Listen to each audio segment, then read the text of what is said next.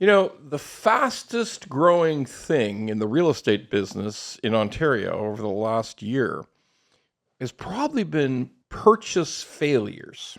Yeah, in Ontario, purchase failures have grown about 500%. Now, first of all, everybody's saying, what are you talking about? What's a purchase failure?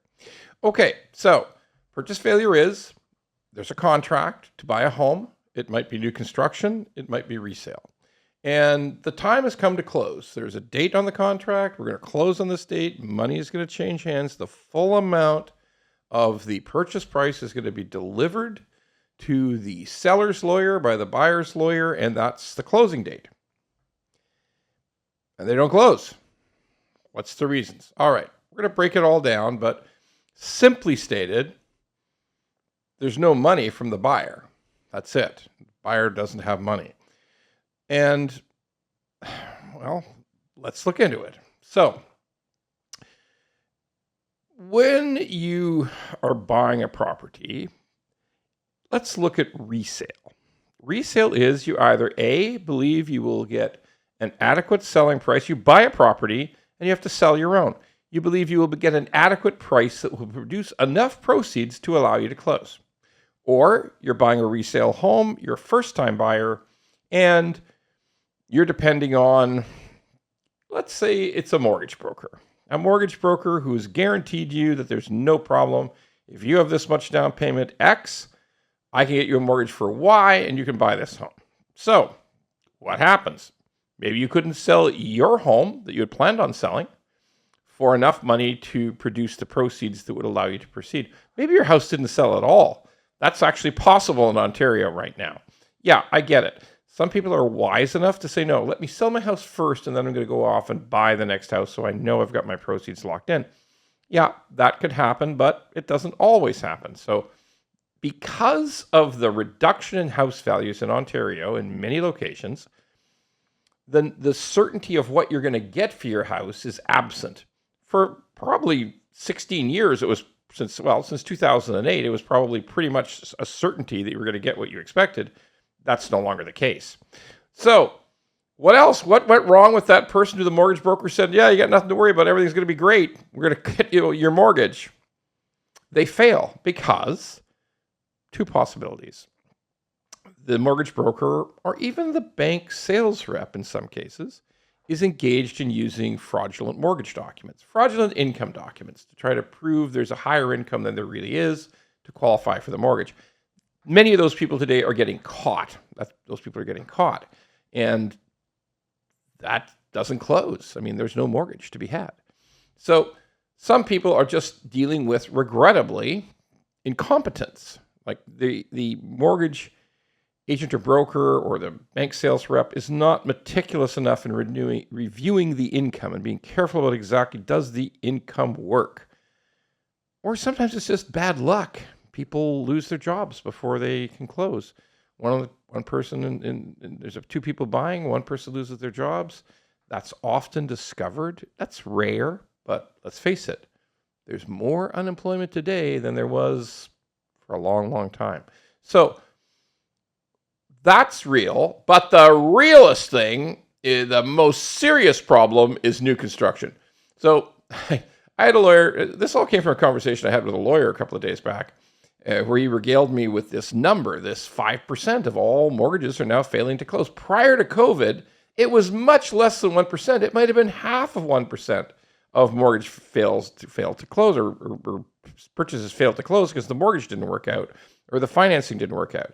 So he said, yeah, it was like a unicorn prior to COVID. In the last year, it's probably 5% of all purchases fall apart at the last minute. So New construction is the real responsible party. He suggested to me that maybe 20% of new construction purchases are failing today. He said to me, Ron, there was 2 this morning. Like seriously, 2 this morning. He works for a company that has a very big practice, maybe 350 plus closings in a busy month. So that's meaningful. That's a huge, huge increase from next to nothing prior to COVID on the new construction side. Why? Appraisal failure. the value of the property when they bought it 2 years ago, they paid like 1.95 million. The appraiser goes out and says this is worth 1.525. There's like 400 grand, a little under 400 grand missing now. The buyer has to come up with that cash. They can't come up with the cash. These kind of appraisal failures especially in distant 905 or other suburbs outside of small towns and cities outside of outside of Toronto, even the Niagara Peninsula, Hamilton. This is a constant worry now, constant worry. We encounter it all the time ourselves in the mortgage business. Appraisal failure of low-rise homes, single-family towns and semis purchased 2 years ago. It's rampant. Now, the real deal is condo purchase failures. Condo purchase failures have two things going on.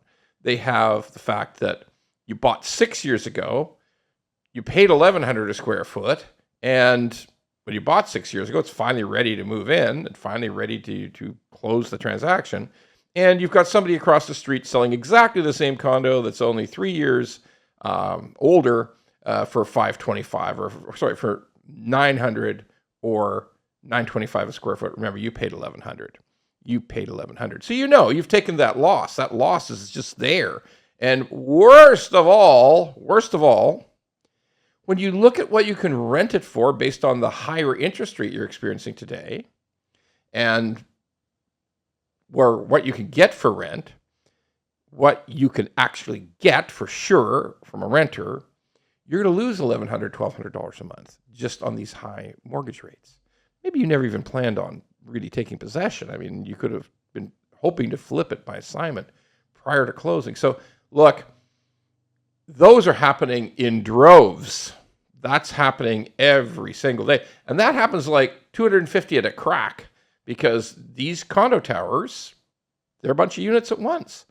And who wants to lose money if you close? You've already given a big deposit, but does it matter? If you've given $150,000 deposit and it looks to you like it's down $175,000 in value, so you're underwater anyway in the purchase price, and then you're going to go ahead, find more money to finally close, and then you're going to have the honor of losing $1,100, losing $1,200, losing $1,500 a month. No, they just walk away. So can we expect this to continue? Not really. On the low-rise side, they quit building most low-rise houses, semis, towns in Ontario. But the condos, there's 20,000 more coming. New construction condos finishing in the next 18 months. Wow, going to be wild.